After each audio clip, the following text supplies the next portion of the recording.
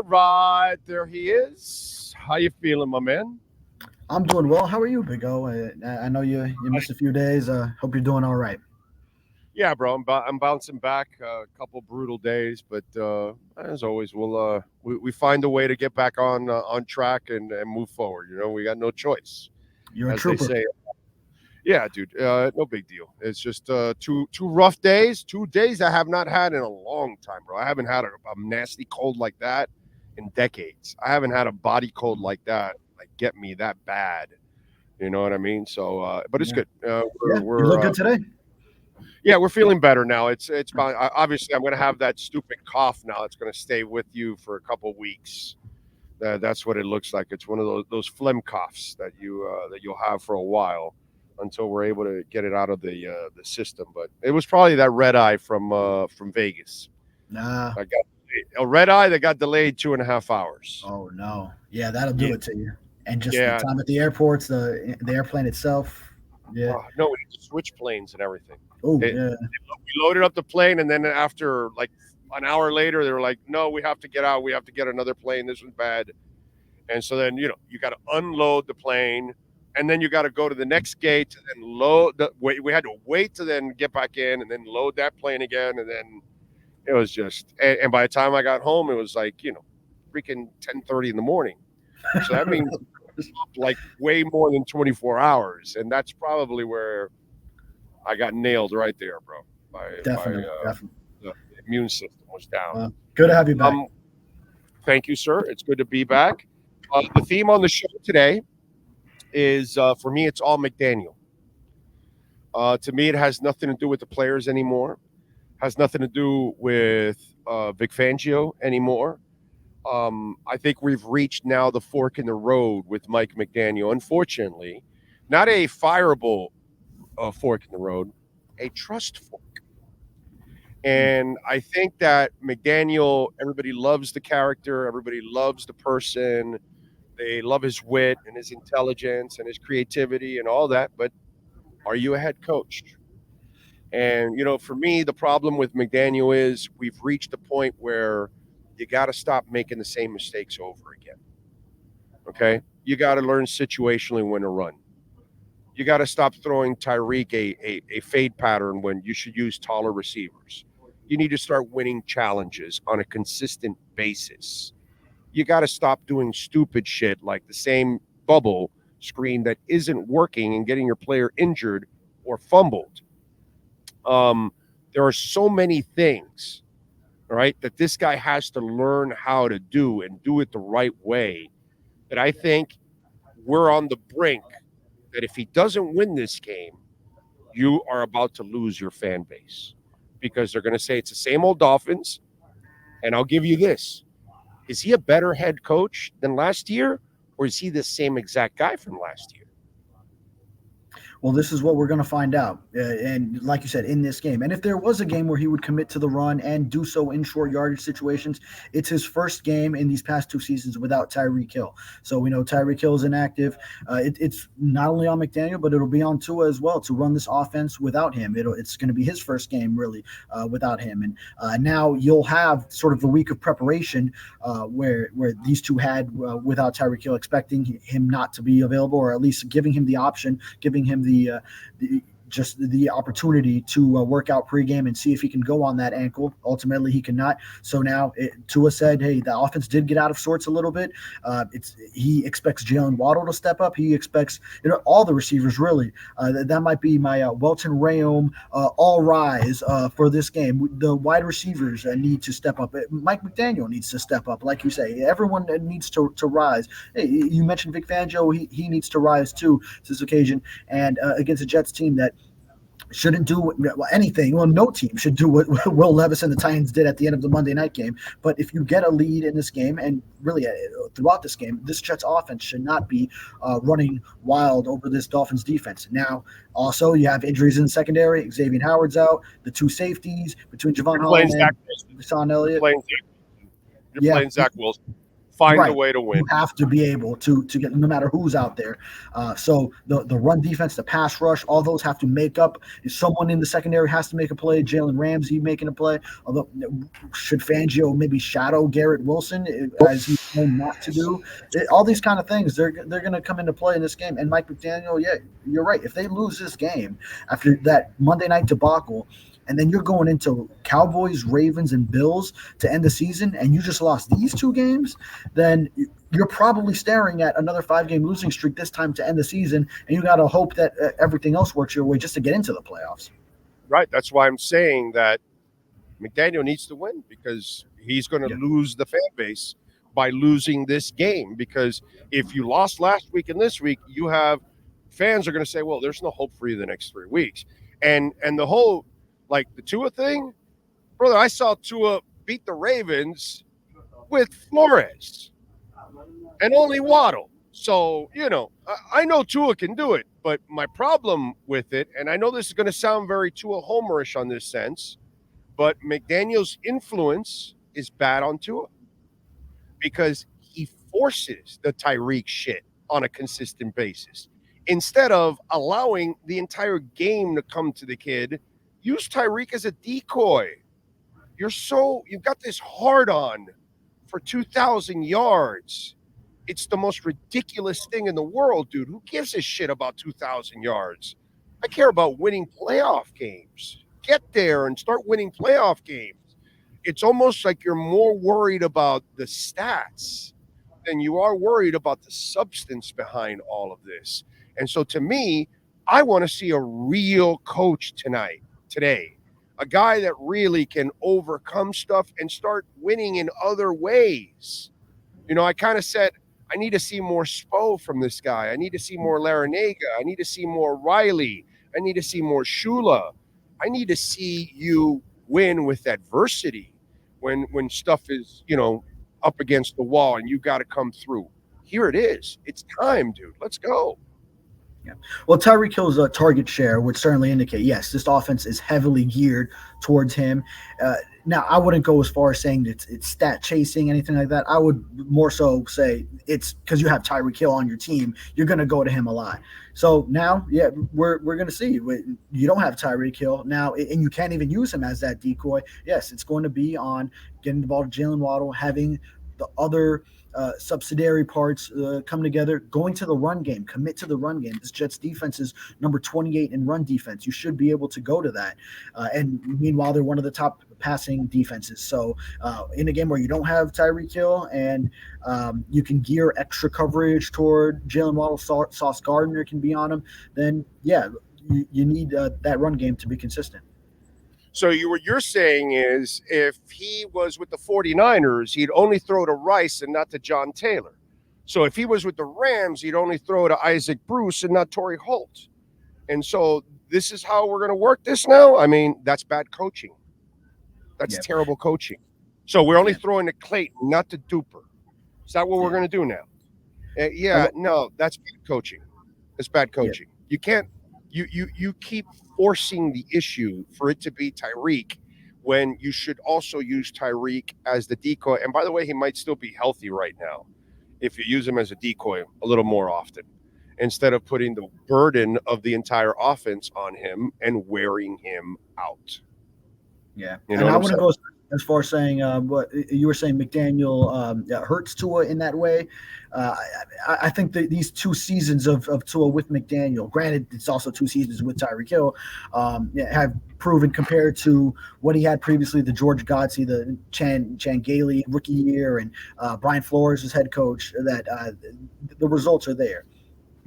Yeah, but there was no weapons. That's why. I mean, they made a possession receiver. I mean, Jesus Christ, dude. I don't. This is a big game in uncovering all of that. This is a big game in determining and deciphering all those things. I'm going to ask you a question now. You more impressed with Mike McDaniel at 9-4 or Shane Steichen at 8-6? Boy, yeah. With considering the two rosters, Shane Steichen, the job he has done, and man, that team just they pound you. They really do. You see that Jonathan Taylor, Zach Moss isn't there, and the way they still ran the All football. the 12 straight runs. You thought of McDaniel and the 12 straight runs. Is that what you did? That's probably not something McDaniel will do. And although he has the backing, the history as a run game coordinator before the 1 year as offensive coordinator, so we were all thinking, yeah, he'd go to the run more often. Granted, this is the number 2 rushing offense this season, but it's in some of the situational aspects. Yeah, you would want to see more of this commitment to the run. Yeah, he's terrible at that. And by the way, I already figured that out. When I was a kid, all right, mom was a little tight on the budget. So, I ate a lot of picadillo. A lot of picadillo. I ate so much picadillo as a kid that I can't have any more picadillo. Oh, you could always have more picadillo. No, you cannot. No. I order my tacos. It'll be steak, chicken, fish, ground beef. Okay, no ground beef. Okay, and so I got burned by so much picadillo as a kid that I never want to see picadillo again. I'm serious. I do not eat picadillo. Okay, I do not eat picadillo. It's just like I ate it way too much as a kid. We didn't have the money, so whatever. My mom cooked whatever she cooked, and it is what it is. It tortured me. This guy was a run coordinator. It's like picadillo. He hates that he was a run coordinator, so he doesn't want to. It reminds him of being a run coordinator. So he doesn't run enough. That's. I was wondering where you were going with all that. It's a picadillo story. You see? Whoa! I'm going to take it to another level. Yes, he has a ground beef. He has a beef with the ground game. Look at this has gone full circle. The picadillo. The ground beef. Yeah. That's what's going on with him. So are you more impressed with Zach Taylor at 8-6 than our boy at 9-4? Boy, to lose Joe Burrow and you keep this team afloat the way he has, you got to say Zach Taylor. He's had other injuries throughout the team. Jamar Chase just now. Yeah. Chase was missing games and all He's that. Dealing with that, yeah. Yeah, T. Higgins has missed time. Yeah. How's Kevin Stefanski and the Browns at 8-5? Kevin Stefanski. Considering they lost Nick Chubb, and then Deshaun Watson. Yeah, I mean now Joe Flacco's going for him. I mean, yeah. They've had no quarterback all year. Yeah. Even when they had Watson, they didn't have a quarterback, and now they still don't have a quarterback, and they have one less win than the Dolphins. Yeah, I'm just saying. Yeah. If we're talking coach of the year rankings, and then those would be higher on the list for the jobs they've done under their circumstances.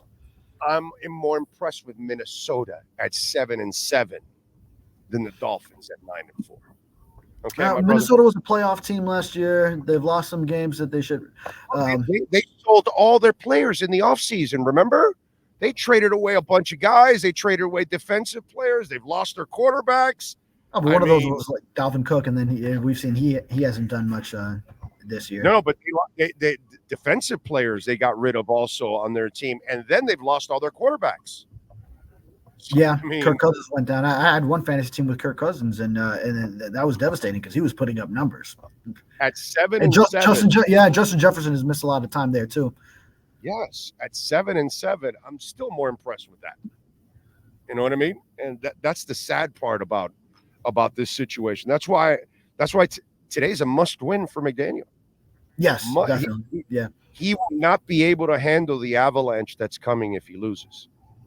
With some of those, especially O'Connell in Minnesota, then I'll reserve judgment till we see this game. This will be a huge game to determine that. I'm going to be on the post-game show. If this is a loss, then it's going down that road. If this is a win with everyone out, and you should beat the Jets at home regardless, then they did what they were supposed to do in this situation coming off the meltdown on Monday night, then that would show that this team can bounce back, and then it sort of catapults you into that 3-game gauntlet. But if you lose these two and then you go into those 3 games, on this type of run, then it's looking pretty dire. I don't even think about losing this game. They better win this game. They need to win this game in a big time way. The Chris Brooks non-activation, is his window closed? No, so it's a 21-day practice window though. So he did get through 3 weeks now, three Right. game weeks with it, but the Oh, but 21 not days 21 opened. It's not 21 days yet. So 3 Sundays have passed, but Tuesday would be the day. That's the 21st day from Wednesday of 3 weeks ago that he was designated to return, began practicing. So it's just a matter of for getting through this game. Don't want to use the roster spot and then have to put someone else down, and then now Tuesday would be the day where he would be brought up. Can I ask you? I don't know if you could, if there's a story that would interest you or whatever, but it would interest me as a fan. Why haven't players stood at the top of every mountain in the world and said no more horse collar?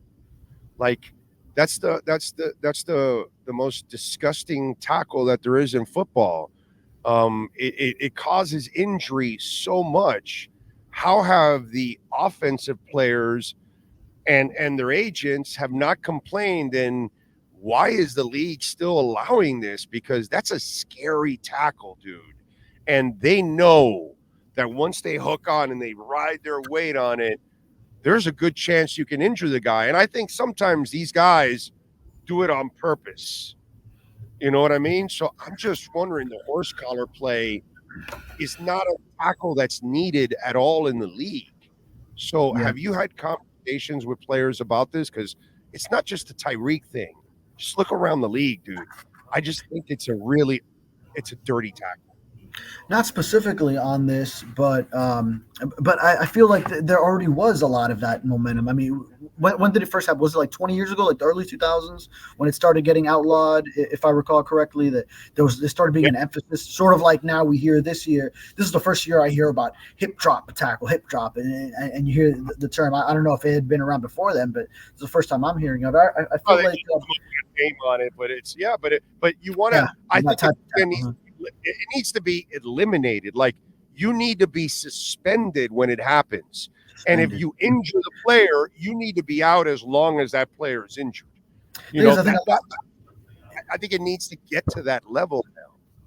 I wouldn't say players are out there trying to do it intentionally. I think players are intentionally trying to get a guy down by whatever means they can. Sometimes that's just where their positioning is.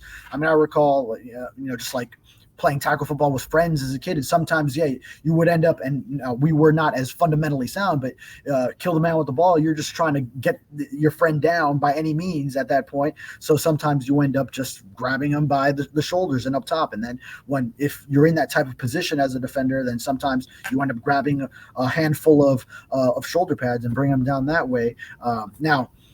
The players have to be conscious of that and make sure that when they are getting an offensive player down, that's not how they're approaching it. But I don't think a defender goes into a situation where you have to make a split-second decision, feeling like, okay, that's how I'm getting him down. I'm going to mess him up now by doing this to him. I think it's just sort of the eagerness to get the guy down however you can, and then it ends up happening that way. But penalize definitely. I have a hard time with so much with outlawing it to the extent of suspension for some of them. Though I know it's tough. It is too many injuries from it. That's my problem with it, bro. It's too many injuries with it. And there are moments when I'm watching a game, the body language of the player tells me he's trying to injure me. You know what I mean? I know it's kind of hard to tell, but watching the game, sometimes when I'm watching a player kill the other team, and then I can see a defender wanting to take it out on the guy that's constantly killing him, and they kind of go a little dirty on the tackle. You know what I'm saying? Like, let me stop this guy from continuing to hurt us the rest of the game. And I've seen it. And so that's why, to me, it's just, I don't know, bro. It's a bothersome play because I just dive for the legs, bro. What happened to trapping your legs? And you fall like a timber all the time. I mean, I don't understand that part, but it is what it is. That would be a better Right. technique. Yeah. Now with guys like Tyreek Hill, who are maybe smaller than and just so elusive for some defenders, when they're reaching, I think that if that's the first thing they can get their hands on, that's what they're going for. Just because, and it's just a very difficult proposition to bring Tyreek Hill down and get to him. So you're not going to have any. You're not going to be close to him too many times. So right. I get what you're saying. All right. Yeah. I got the cough. All right. What's your prediction today? What do you got? Okay. All right. So I did say 23-6. This is early in the week. I said Dolphins 23, Jets 16. It's going to be sort of this low-scoring, ugly-ish game. Now, that was when, still thinking maybe Tyreek Hill was playing. But, I mean, I'll stick with it. I think, Dolphins get a touchdown win. Defense has to step up. Maybe they get a defensive score. A lot of field goals in that score. There's 3 field goals on each side. So some drives to the red zone that end up stopped there. We know the Dolphins will do that. So, 23-16 is what I have going here. So you got a game that the late Tony Sperano is going to really enjoy today. A lot of field goals. Yeah. Larry Coker too. They get clapping it up. What's the weather out there, bro? Let me see. I just moved into like an auxiliary room to do this, but from what I saw walking in and when I was looking outside, the sun was out for the first time since that Monday Night Football game. Maybe a good sign for the Dolphins. We saw the sun in South Florida for the first time since Monday night because it's been raining all throughout. Now, I haven't been on the field, but I hear the field has held up okay. I think the game will really determine that because it's been raining throughout.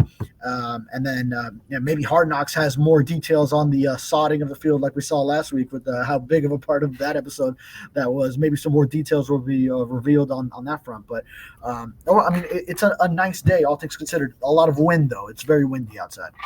Yeah, that was actually really cool, that whole insight on the turf, man. That was pretty amazing on their part, how they put all that together. The 19 different 18-wheelers it takes to roll out all the sod. That is pretty awesome, the way they have it down to a T, the way they do that stuff, man. It's pretty cool. Tua took a particular interest to it. I know, I saw it. I saw it. He put it, dug his toes into the grass and everything. So yeah. All right, follow him on Twitter at David Furones _ Catch his work there at the South Florida Sun Sentinel, and catch him again in our post-game show, fresh out of the locker rooms. He'll give us the latest, hopefully after a Dolphins victory. David, appreciate you, my man. Enjoy the game. Yes, sir. Thank you. Thank you, sir. And Welt Rheaume, 954-966-4646. These guys are absolute ass kickers. They brought Progressive to their knees for us. Progressive was not treating us fairly when somebody crashed through the wall of our house, and they weren't living up to what they were supposed to do to live up to their part of the coverage. And Welt Rheaume, brother, they crushed them. So they crushed the big insurance companies all the time. I told you months ago they were taking care of a case that had like almost 200 clients going after an insurance company. Welt Rheaume, man, they're in Hollywood, service anywhere in South Florida. Even one of our listeners that lives in Orlando hired Welt Rheaume. 954-966-4646. Homeowner property damage, condo damage, criminal defense, business owner claims, commercial litigation, personal injury, bankruptcy. You call Jeff Welt and Daniel Rheaume, and the consultation's completely free. So if you're not sure you have a case, all you got to do is ask, and it's for free. And Jeff will tell you if you have a case or you don't have a case. 954-966-4646.